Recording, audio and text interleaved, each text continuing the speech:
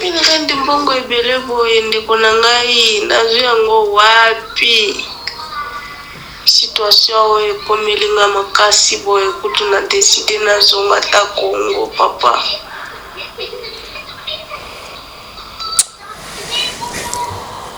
Arona okende beta porte pa ya nani pona swa milirendo oyo papa nanga sunga ngai. Toza besoin mikanda, faut na mukanda. Yo na mukanda te ni papier, carte électeur ni passeport. Na ete so to ça ndenge ni. Kanisa na bien, akopesa en réponse. Ya. Papa nga ndi kuna uti. Nga ubumanga boye pa nini? Pardon, kosala bongo te sunga ngai nazolukela ombongo na opesa o. Monsieur l'ambassadeur John Nyakeru naba diplomate nyoso tout oboza na ambassade ya République démocratique du Congo bozali au courant que corruption ezali ko salema makasi na kati ambassade na bino pona ko torturer ba congolais na ba congolaise. Angel soba doze de kofuta bamba za de kofuta lo bien ba uzela de lo.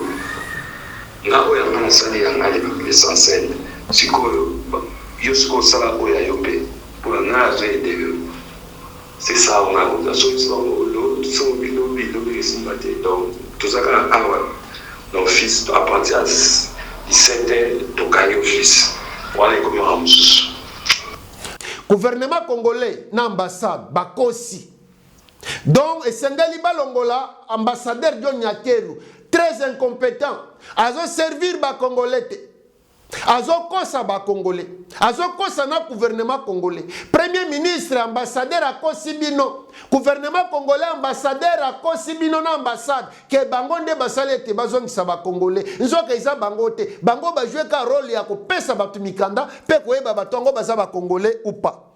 Ezali aser nde azongisi ba congolais oyo et non gouvernement congolais.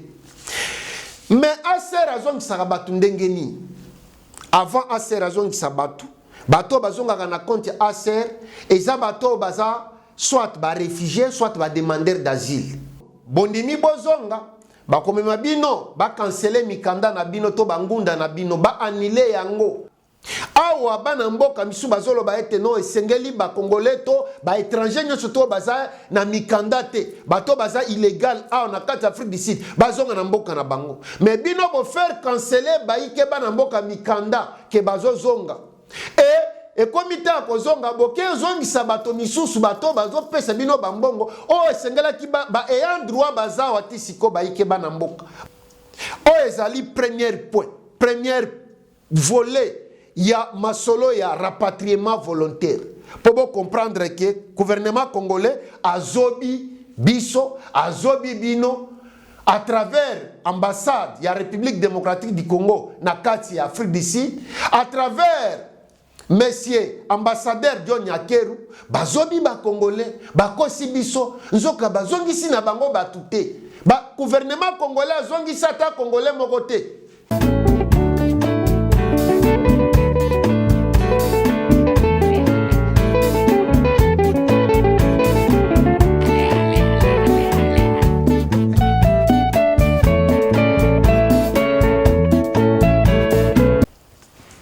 Baike bana mboka, batata, bamama, bandeko wa bolingo, mbote na bino, jambo eno, betu wabu, sanga yuwabu, mbote na ben. Boye malamu na mayangani television, mena émission na bisoto solo la politique. Nazali wabino, Patrick Chimanga, tata mayangani, mwana ya mama Christine Kalanga. Ampe toleki mbala moko na maetokolobela na to solo la politique na biso alelo. Mais avant to kota na mozindo ya maetokolobela lelo, nazo kene na lombango na ko remercier bino batata ba mama bandeko bolingo ba nyonso batuti libako ya kolanda biso to ba ebalandaka biso. Merci pour la fidélité na bino. Merci pour la soutien na bino envers biso maison média mayangani télévision. Envers journaliste na bino investigation moi na mama Kalanga. Pour na baeba s'abonner na noté. Bo s'abonner. bo like bo partager na bino ba nyonso to ebele bosi bo s'abonner bino nyonso to bo partager bo like eza lolenge ya bino koyebisa biso ete bozo soutenir biso bozo sepela na musala to sala bino bozo encourager biso potoko bana ko sala bino musala ndenge to mesana ko sala yango tozo kene na kolobela likambo ezali ko zokisa mitema ya ba Congolais belé na kati Afrique du Sud pe libanda Afrique du Sud to na mokili mobimba rapatriement volontaire ya ba Congolais baike bana mboka ndenge boyebi nungu ezalaki na kati Afrique du Sud ezali na kati Afrique du Sud par rapport ya ndenge quelques bana mboka ya Afrique du Sud bazolo ba ete sengeli ba étranger illégal to ba étranger illégaux nyonso tu bazonga na bamboka na bango bato bazana mikanda te bazonga na bamboka na bango alors esalaki ete tomonaki voix ya ba étranger kouta na ba pays songolo pakala kozonga na kati ya bamboka na bango et côté ya République démocratique du Congo tomonaki pe ba Congolais ko komisa ba kombo ko pesa ba identité na bango pote bazonga na kati ya République démocratique du Congo et na mokolo ya le 17 juillet 2026 to sila ki na komona première voix ya ba Congolais 121 Congolais kozonga na kati ya République démocratique du Congo kolongwa na aéroport ya Ortambo pe kokwea na aéroport ya Njili kuna na engumba ya Kinshasa na République démocratique du Congo. Mais motuna oyo ezotungisa baike bana mboka ezali oyo nani mutu azongisaki ba Congolais oyo est-ce que ezali gouvernement congolais na ambassade nde bazongisaki ba Congolais oyo anto est-ce que ezali ASER nde azongisaki ba Congolais na compte ya ba réfugiés ezotungisa baike bana mboka mingi pamba te tomoni gouvernement congolais ko tout à tolo à travers ba ministre pona koloba ete bango nde ba organiser rapatriement volontaire oyo en fait tomonaki premier ministre madame Judith Suminwa Tuluka koloba ete natindi délégation na kati Afrique du Sud pour travailler na ambassade mpona kozongisa ba Congolais mpeya lobaki kutuke baza 1500 ke 900 kozonga baza près et 600 pesa ki explication te mais selon ba investigation na biso toye ko découvrir ete ezali gouvernement congolais tende azongisaki ba Congolais ezali ASER nde azongisaki ba Congolais batata ba mama bandeko wa bolingo ezali ASER ndeti siko azoko bana kozongisa ba Congolais gouvernement congolais atikali kozongisa ta Congolais moko te ambassade ya République démocratique du Congo na kati Afrique du Sud etikali kozongisa ta Congolais moko te kasi ASER nde azongisaki 121 et ndenge tozoloba na bino boye deuxième voie pe ya ba Congolais musu basilaki na kozonga ba bazokende Lubumbashi.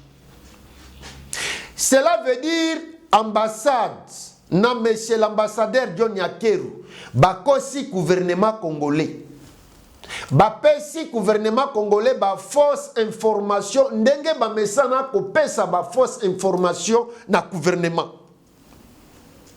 Pona nini gouvernement congolais na ambassade bakosi bayike bana mboka ba Congolais ya Afrique du Sud pe alibanda Afrique du Sud ke bangonde bazongisi 121 oyo pona nini tosili na komona communiqué ya vice-ministre affaires étrangères tango bayike bana mboka oyo bakweyi na aéroport ya Njili kuna na engumba Kinshasa tomoni vice-ministre okende koyamba bango na ba autorité congolaise otuta tolo komi betela maboko koloba ete eza grâce na bango na gouvernement na bango na ambassadeur nde basali ete bayike oyo bazonga na kati ya Congo ezali lukuta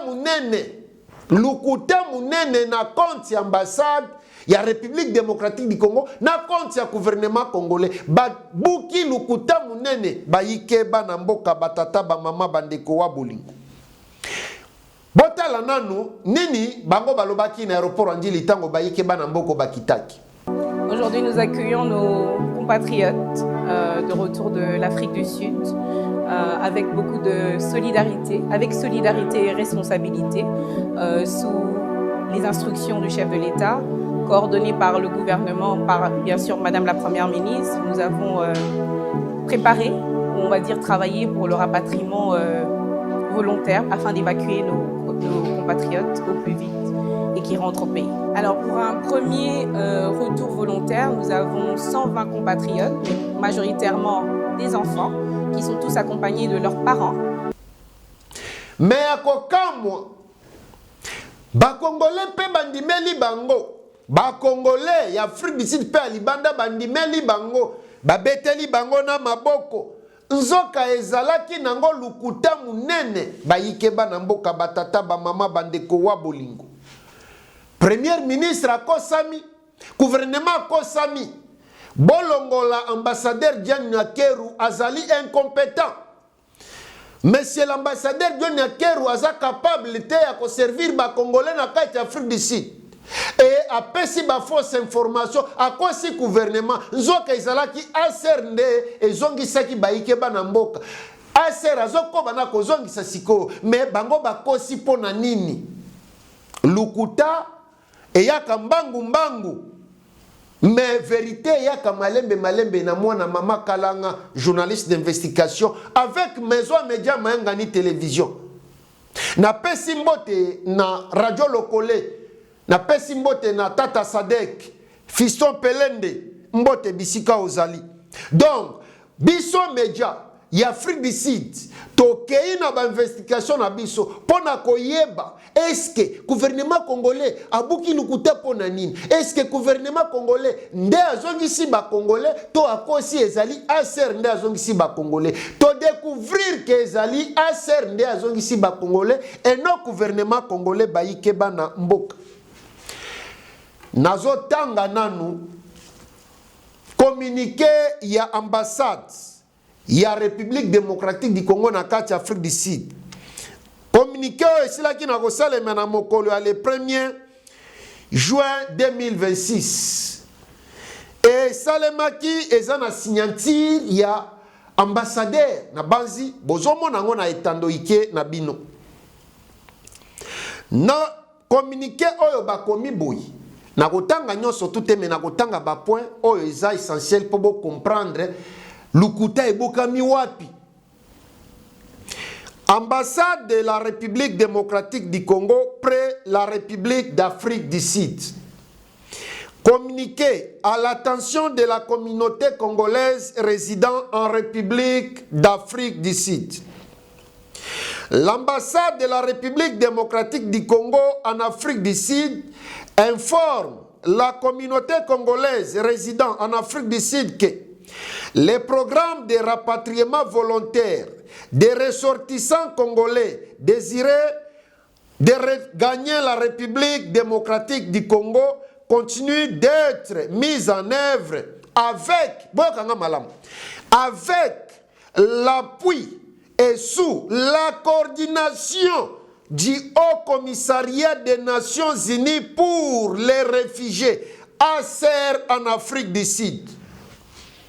Nazoban de la place Oyo, avec l'appui et la coordination du Haut Commissariat des Nations Unies pour les réfugiés ACR en Afrique du Sud. Conformément aux procédures établies par cette institution, par ailleurs, l'ambassade a saisi le gouvernement congolais afin de solliciter un accompagnement exceptionnel en faveur de nos compatriotes souhaitant retourner au pays. À cet effet, elle souhaite apporter les précisions suivantes afin de clarifier les rôles et responsabilités des différentes parties prenantes dans ces procédures.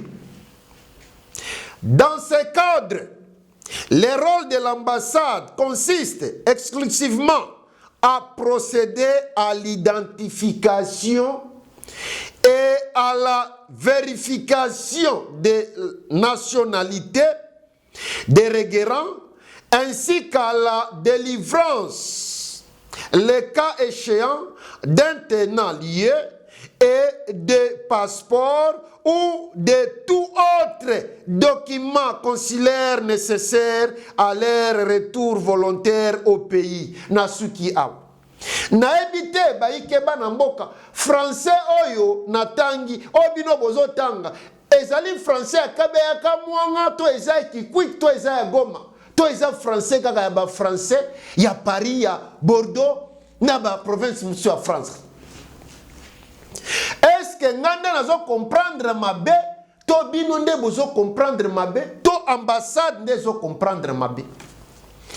Ambassade est précisé que na repatriement ya 121 na oezo continue na salemate sikoyo bango rôle na bango ezali un kaka ya ko identifier bato bazo zonga koyeba est-ce que bazali ba congolais ya solo ou pas po ba faux vrai congolais bazali na ba vrai congolais bazali bato misusu babongwana ba congolais awa. Alors musala na bango ezalaki po ba vérifier po na ko éviter infiltration et puis ko pesa mikanda na baye bamoni ke baza ba congolais ba pesa bango mikanda esili.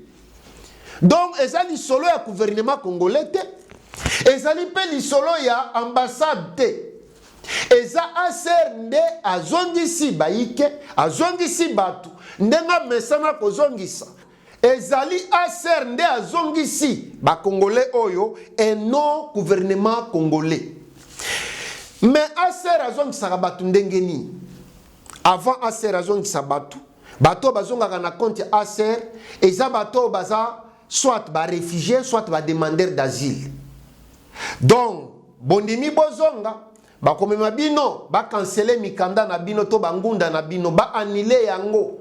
Po bolobi bozo zonga boko vanda lisusu te. Alors bako annuler ba mikanda na bino et bako benga aner ya mboka o Afrique du Sud bako ya pona ko vérifier et puis bako zwa bino misapi ba fingerprint et balongoli bino na système et soki basilisi bongo nde bosali nini bozongi et aser apesaka mbongo.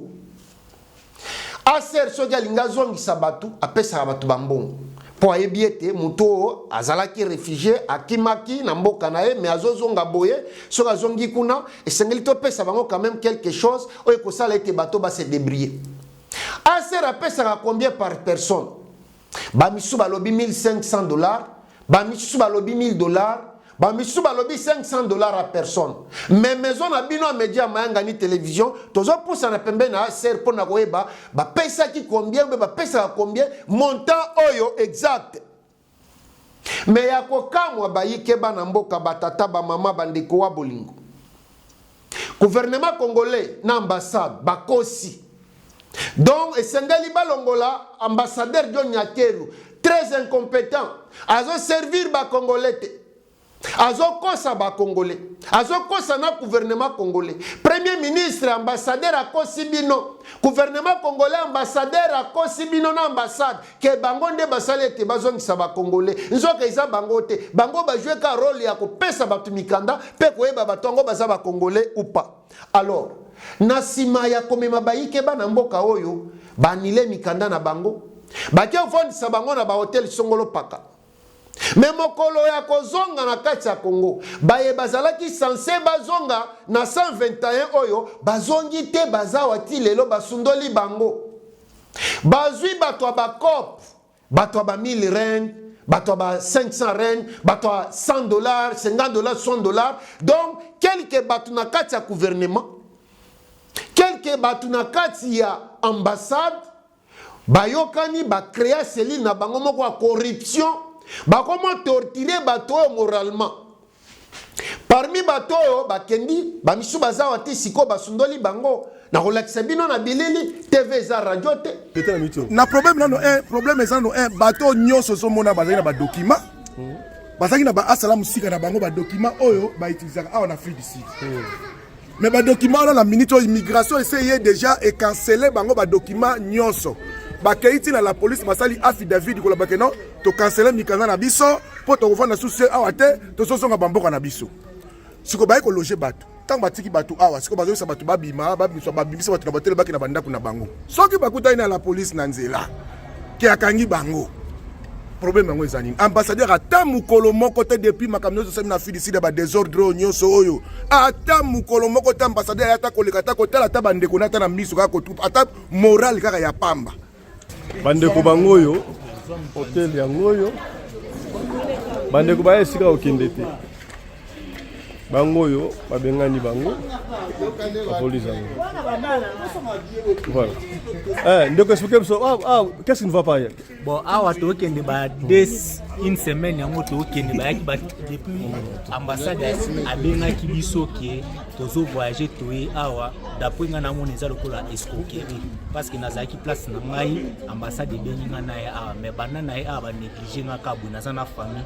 na place ya kendete na posa gouvernement na biso azula biso solution bakecha bango na ba hotel moko mike il y a 350 rennes par jour et bavandi si bango kuna soki 5 jours et puis babwaki si bango mais bato basi ba canceler mikanda na bango baza lisu censé ya ko vendre na Afrique du Sud baza illégal awa bana mboka misu bazolo ba ete no esengeli ba congolais to ba étranger nyo surtout baza na mikanda te bato baza illégal awa na kati Afrique du Sud bazonga na mboka na bango mais bino bo faire canceler ba ike bana mboka mikanda ke bazo zonga et komite ya kozonga boke zongisa bato misusu bato bazo pesa bino bambongo o esengela ki ba ayant droit baza wati siko ba ike bana mboka bazo souffrir naza na ba audio naza na ba preuve na kochela bino nyonso o ezali première volet ya masolo ya rapatriement volontaire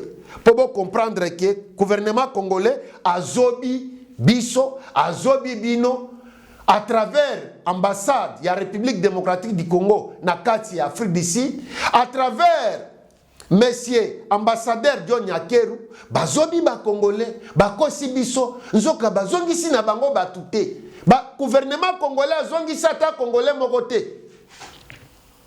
Ezali pas si pe mawa.